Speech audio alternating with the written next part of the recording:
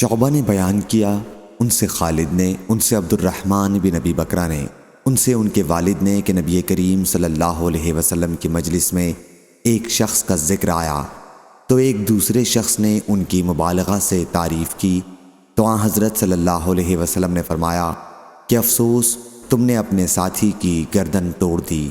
آن حضرت صلی اللہ علیہ وسلم نے یہ جملہ کئی بار فرمایا، اگر تمہارے لیے کسی کی تعریف کرنی ضروری ہو تو یہ کہنا چاہیے کہ میں اس کے متعلق ایسا خیال کرتا ہوں، باقی علم اللہ کو ہے، وہ ایسا ہے۔ اگر اس کو یہ معلوم ہو کہ وہ ایسا ہی ہے، اور یوں نہ کہے کہ وہ اللہ کے نزدیک اچھا ہی ہے۔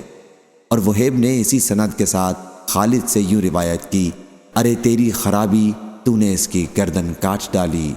یعنی لفظ وَيْحَكَ کے بجائے لفظ وَيْلَكَ بیان کیا۔ صحیح بخاری حدیث نمبر 6061۔